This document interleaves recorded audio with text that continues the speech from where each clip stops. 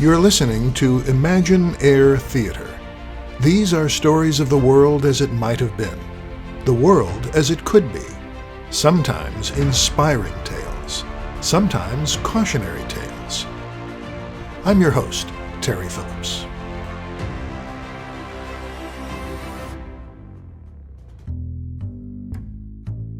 From new technologies to evolving social customs, change can be difficult to accept. So what happens when those who encounter radical transformation in their lives fail to see the bigger picture? Stay tuned and find out. A quick word of warning. This episode contains language which might offend some listeners. With tongue-in-cheek, we present The Woke Detective. My name's Coyne. That's C-O-Y-N-E, for Sons of the Old Sod. And this is the city of Detroit. After the war, WW2 if you're keeping count, I came home, took off my army uniform, put on this here gray fedora, and went to work as a shamus. A private eye, freelance dick for hire. My office is up one flight of stairs, just above Dooley's Tavern. It's no palace, but there's steam heat in the winter, a window that cracks open in the summer, and hardly any rats. Just a few roaches. My secretary, Shelly Patrick, is easy on the eyes, good on the phone, and every now and then, well, that's another story. Today she was looking particularly tasty. Hiya, Buck. Hey, doll, what's cooking? Here's your coffee and the morning mail. Well, thanks. Let's see. Overdue gas bill, late notice for the electric bill, final warning on the rent, and nothing important here. Oh, wait a minute. My bar tab. Make sure to pay this one, sweetheart. Right. A man's gotta have his priorities. I always keep a loaded .38 in my pocket, a full tank of gas in my jalopy, and a happy bartender who pours my brand of booze. Oh, yeah, I almost forgot. There's a lady in your office. A lady? Uh-huh. I think she said her name was Rose something or other. Well, by any other name would smell as sweet. That's Shakespeare, right? Romeo and Juliet, Act 2, Scene 2. Gosh, you're so smart. How do you know these things? Mrs. O'Reilly's 8th grade English class. So what's with the skirt in my office? Oh, yeah. She sounded like, I don't know, maybe a foreigner. A client? Could be. Well, what does she want? I don't know. She said she'd only talk with you. Okay, well, hold my call, sweetheart. You got it, Buck. That's a good girl.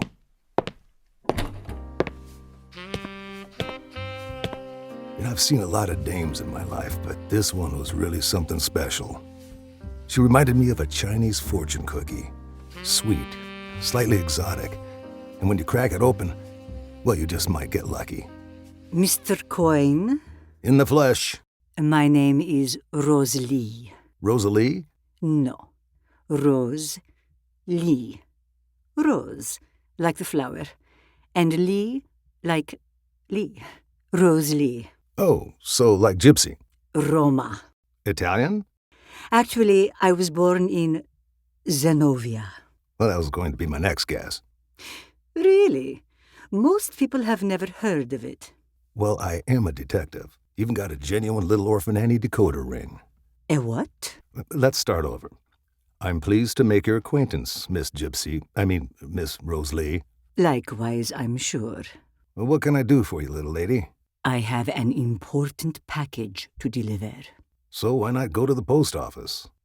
This is an extremely confidential matter. Can I trust you?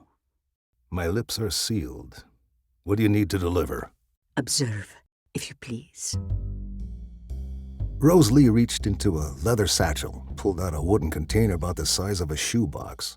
She carefully set it on my desk. Well, the dingus started to vibrate, and the sound that came from inside was like nothing I'd ever heard before. It was a weird hissing, growling noise. I won't lie, it gave me the heebie-jeebies. What in the name of Mother McCree is that? I cannot tell you about the contents of this box.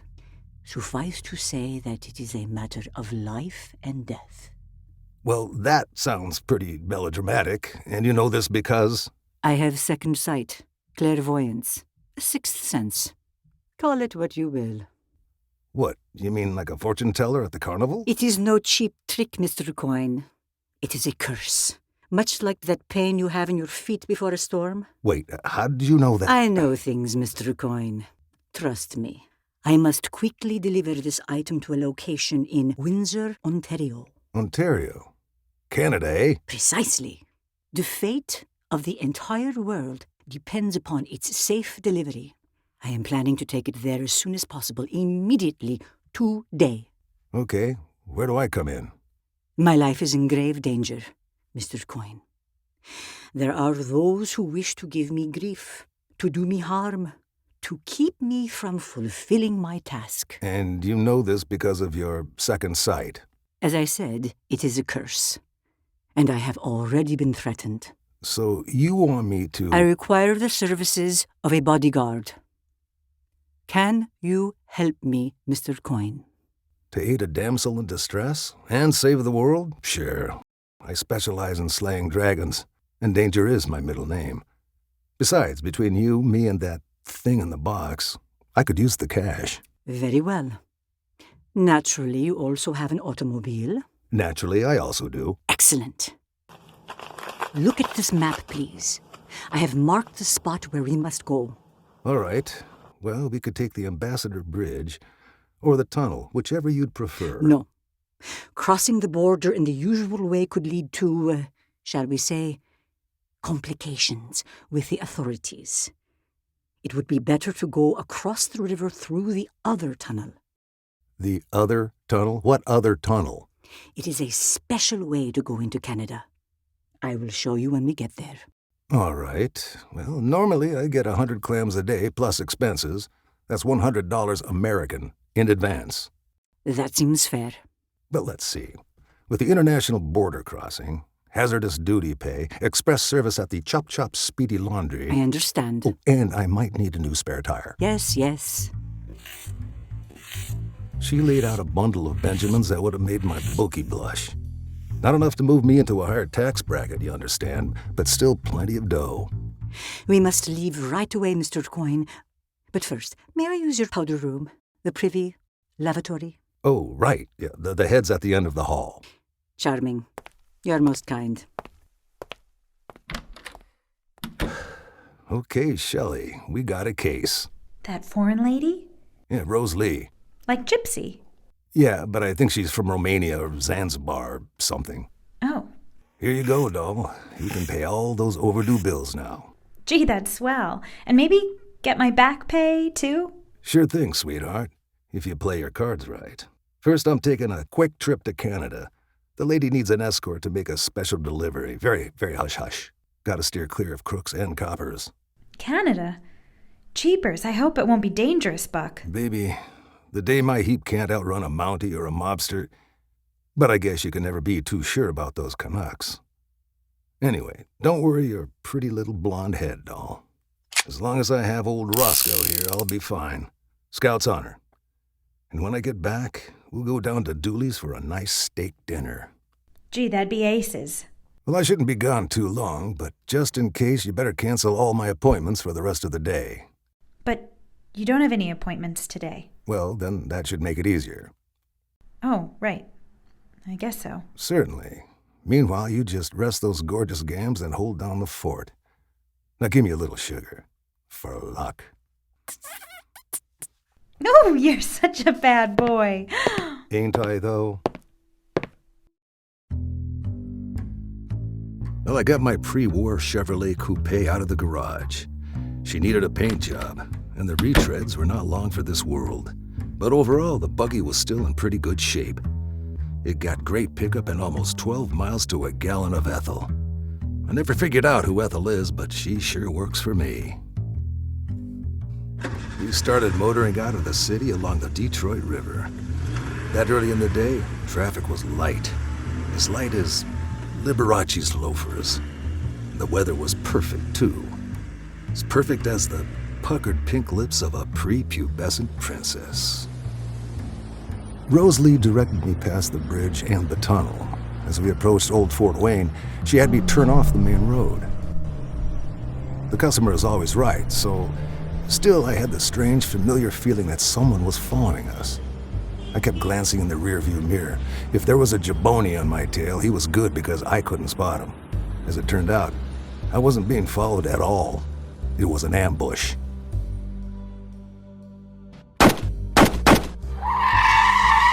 From out of nowhere, bullets came flying toward me like nobody's business.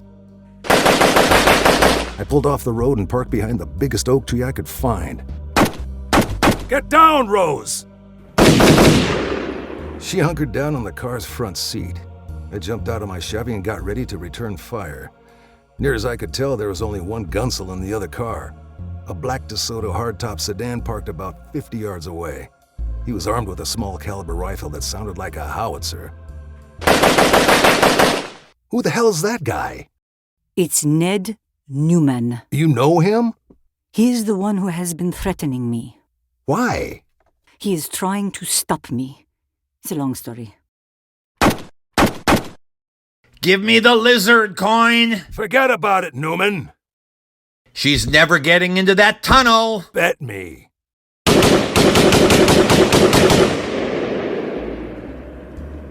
It's at times like this that I miss my old Army hardware. The M1 rifle was standard issue during the war, and Uncle Sam was very generous with the ammo. I was pretty handy with a Tommy gun, too. But with my 6-shooter, every bullet had to count. I was too far away to do much damage. I had to get closer. While I was trying to figure out how to move in without getting my melon blown off, Newman stupidly started to advance on me. As it turned out, I had much better aim than he did. Plus, I now had a clear shot. It only took 2. Ah! He limped to his DeSoto and drove off. I got back to my passenger. Are you all right, Miss Lee? We must keep going. Jeez, you've been hit. There's blood coming out of your arm. Put some pressure here. No, right here. I will be fine. Drive on. Sorry, we're getting you to a hospital. But No can do, Toots. please, we have to deliver. Out of the question. Besides, I make it a policy to never let a client die. It's bad for business. You do not understand. Unless we Yeah, take this right, I know. Gotta save the world. Mr. Coyne, listen. I did not want to tell you about this, but in the near future, there will be a terrible pandemic. Worse than the Spanish flu, perhaps even worse than the Black Plague. And to prevent this disaster, scientists will need the blood of a certain lizard, Squamata simulacrum, the reptile that is inside this box, to develop a cure. But this species will soon be extinct, and without it, millions upon millions of people around the planet will perish. Well, that's quite a story, Miss Lee, but what do I... Professor Kim Young is developing a vaccine for this virus at her laboratory in Canada. She needs this creature.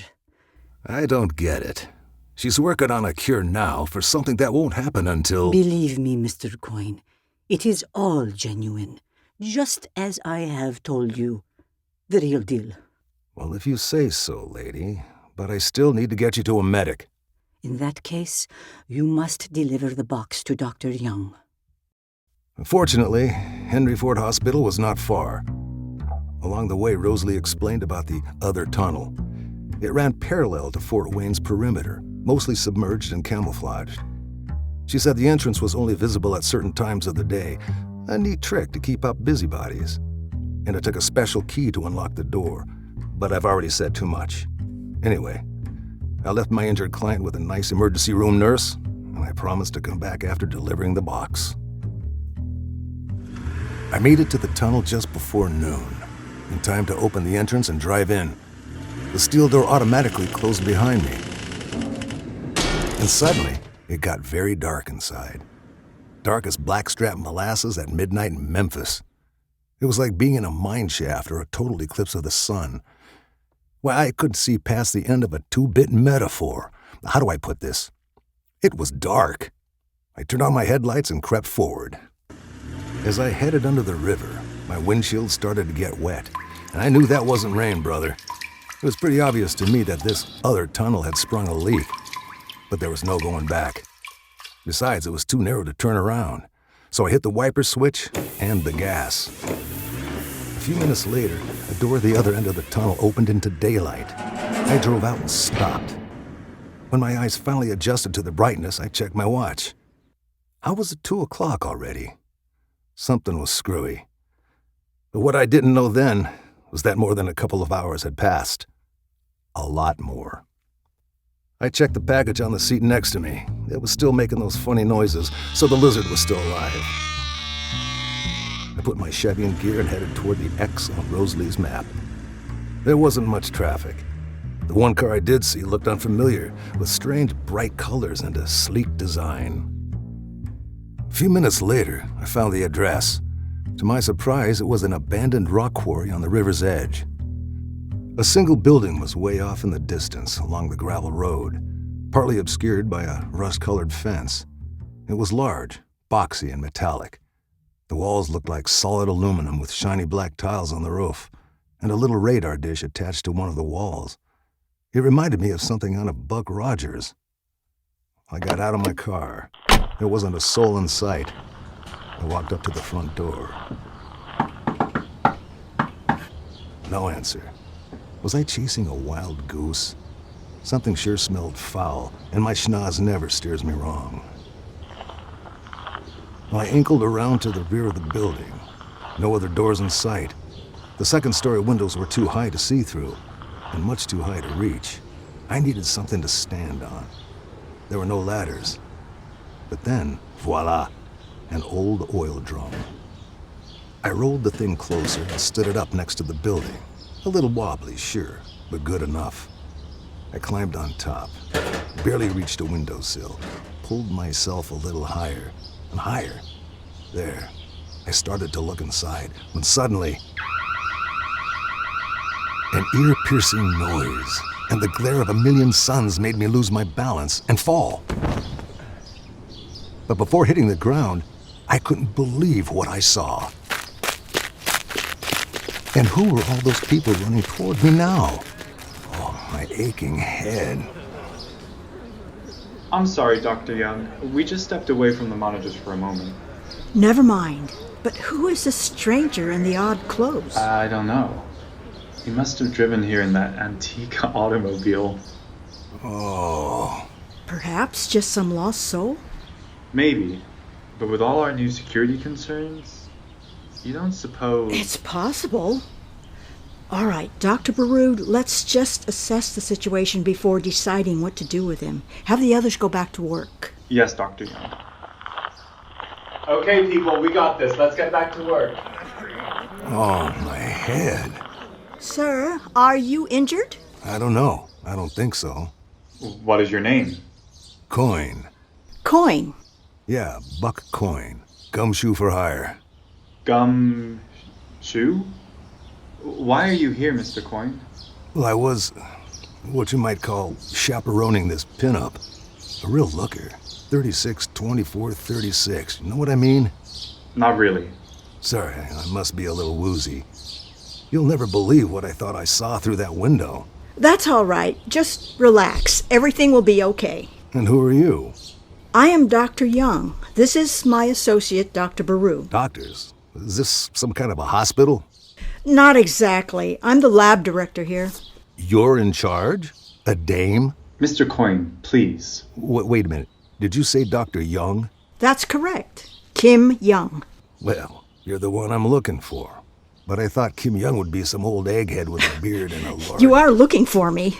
Who sent you? That's what I was trying to explain. My client, Rose, had something to deliver. Did you say Rose? Rose Lee? Yeah, like the stripper. Rosalie is my daughter. Oh, sorry. No offense. She was afraid to travel alone. Turns out with good reason. A gunsel named Newman... Newman. Ned Newman? You see?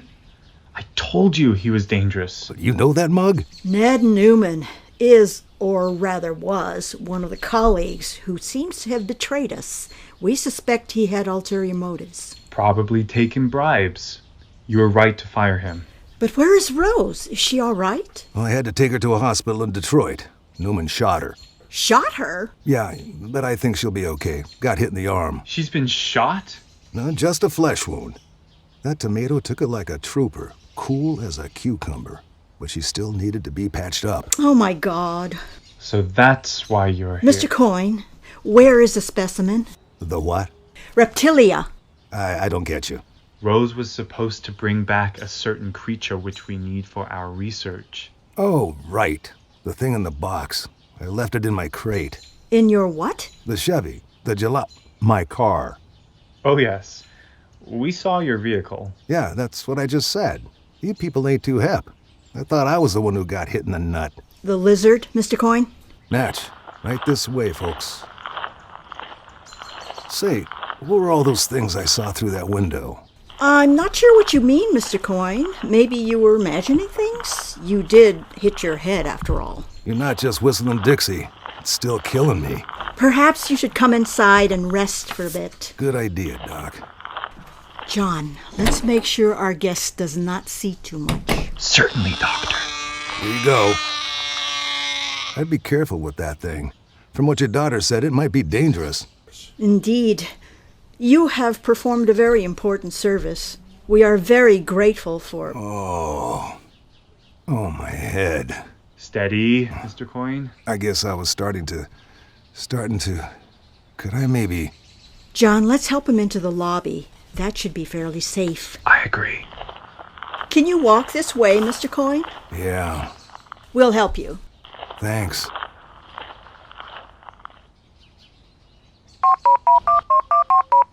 Sweet Fanny Adams, what is that thing? Just a keypad. Come again? We're developing a lot of new test equipment here. Yes. This is sort of a research facility. Amazing. And run by a Chinaman, too. What? Sorry, I meant China woman. China doll?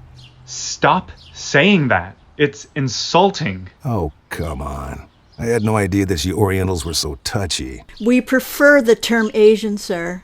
I myself was born in Montreal, but my parents are from Singapore. Oh, so you're Malay.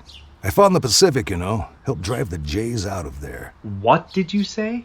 I said I fought the Jays in the war. You know, Tojo's boys. Kamikazes. Mr. Coyne, my great-grandfather was Japanese. Your offensive language is unacceptable. Oh, come on, Johnny. Don't be such a sissy. What are you going to do? Cry? Stop with the microaggressions. Your epithets are triggering me. You racist. You sexist. Hey, slow down there, Sergeant Preston. I can't keep up. John, try to restrain yourself. Remember, he's not from our time. Sorry, Doctor. You are right.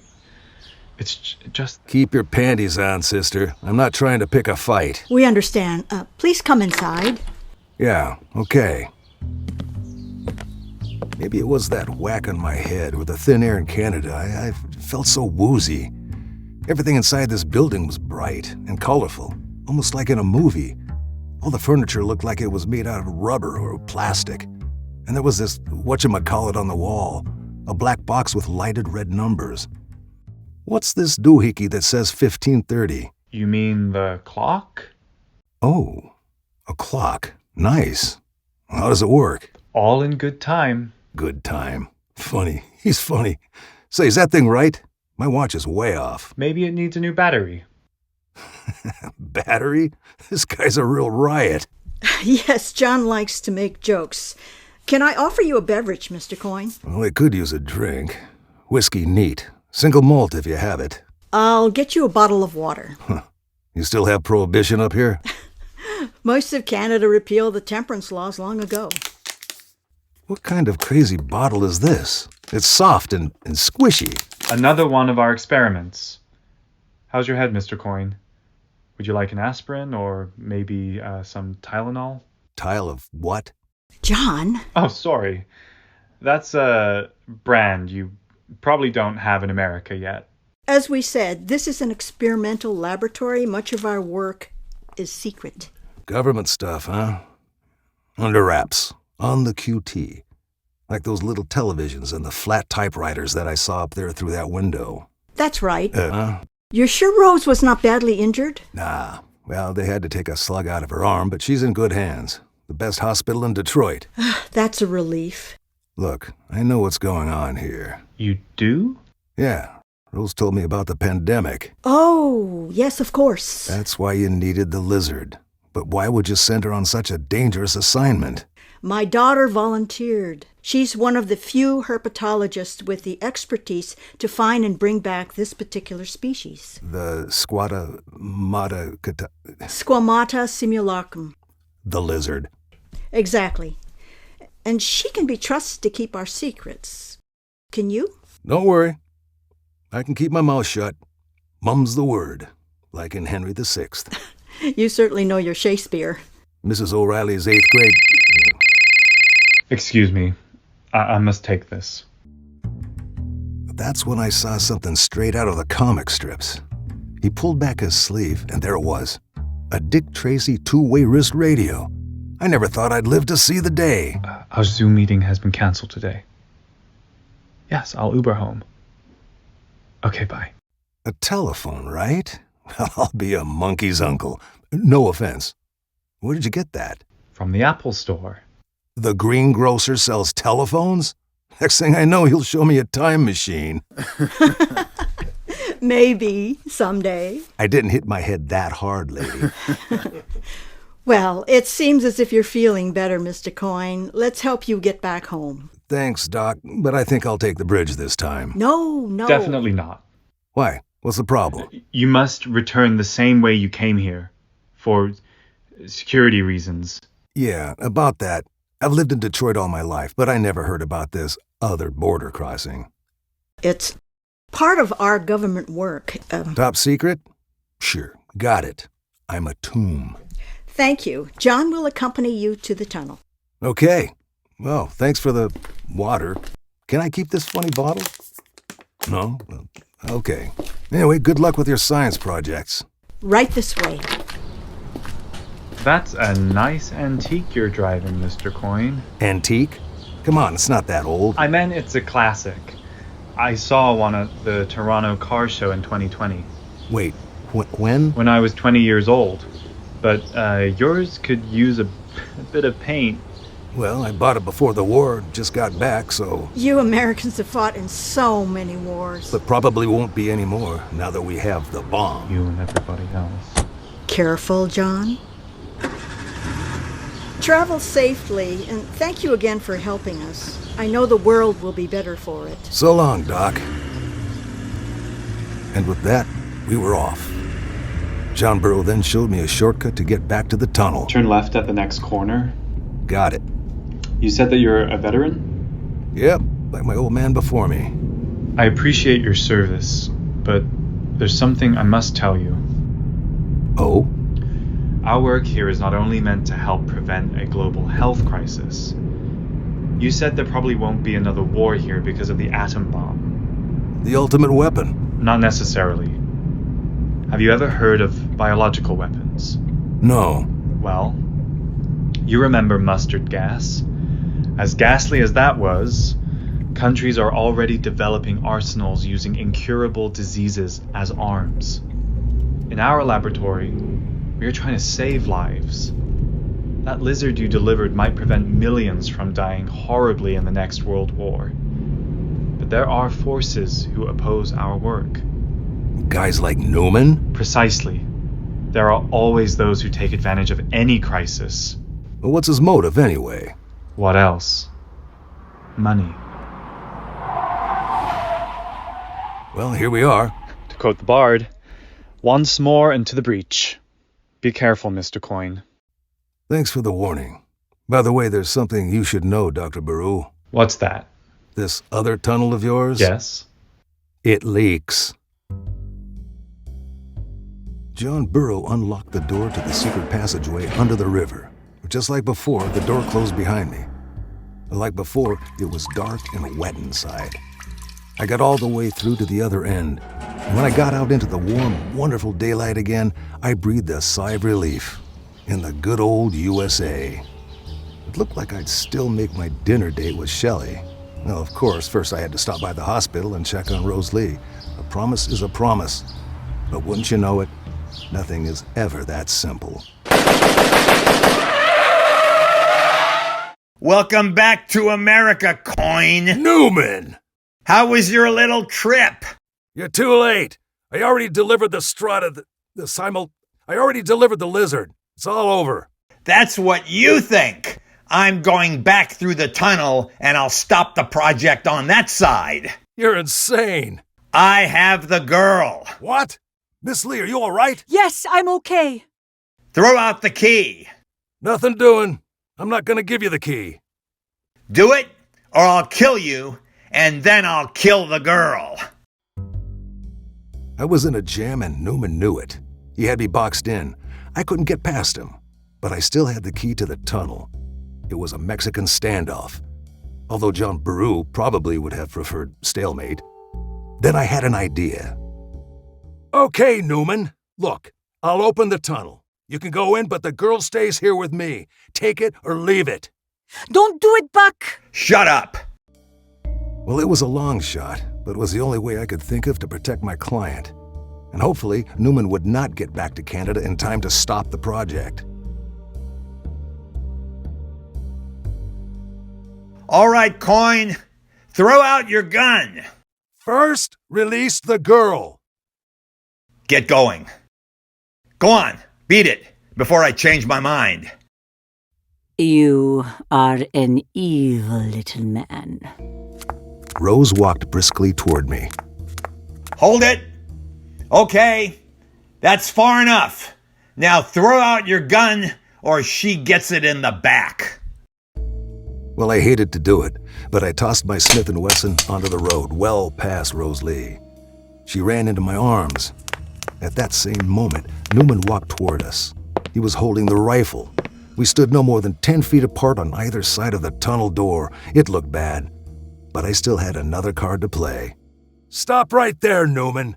You're forgetting one thing. I still have the key. Take another step and I'll throw it into the river. You could swim all day and never find it. I was just close enough to the shoreline for my threat to be credible. Now Newman was in a jam. Without that key, he'd be stuck here, on this side of the river. What do you think you're doing? You want to go back? Fine.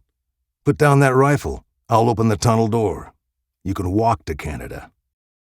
Well, it worked. Newman was so desperate to go back that he stupidly gave up his tactical advantage and put down the weapon. But it wasn't his only advantage. Suddenly he ran toward me, grabbed Rose Lee, and put a knife to her neck.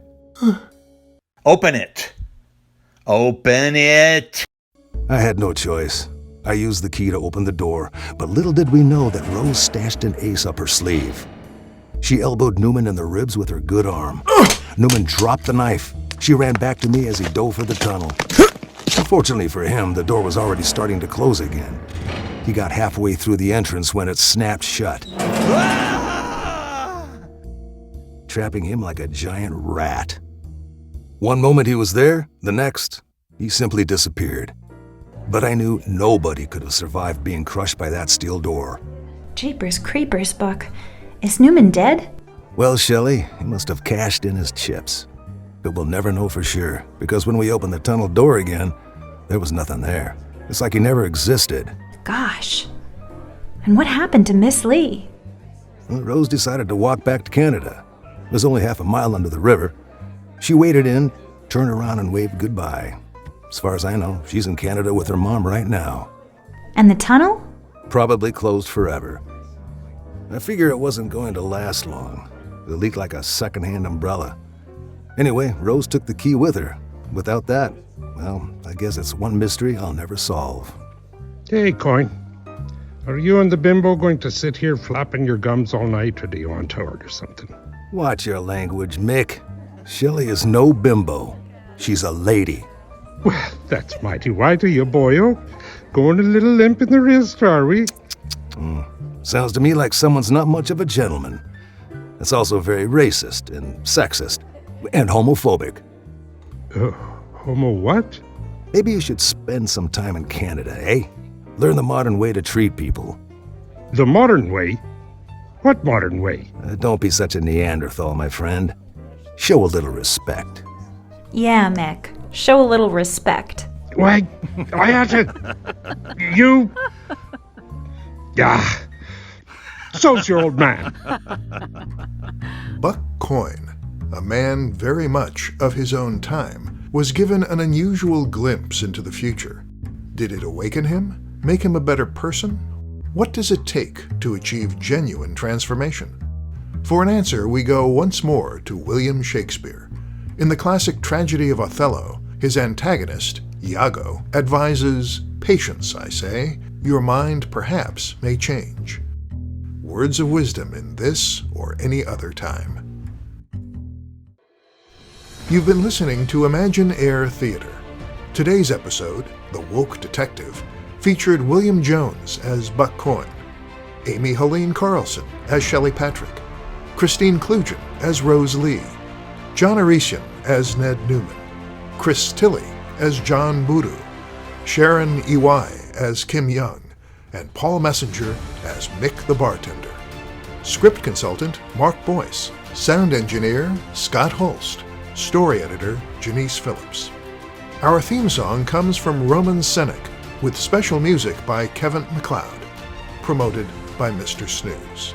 Additional audio from Rak Rak Sound Effects, AV Productions, and Sound Like Tube. I'm Terry Phillips, inviting you to join us again for the next episode of Imagine Air Theater. If you like these programs and want to hear more, please subscribe, share, and support. Go to our website, imagineairtheater.com. That's imagine-air-theater.com. It's all in your head.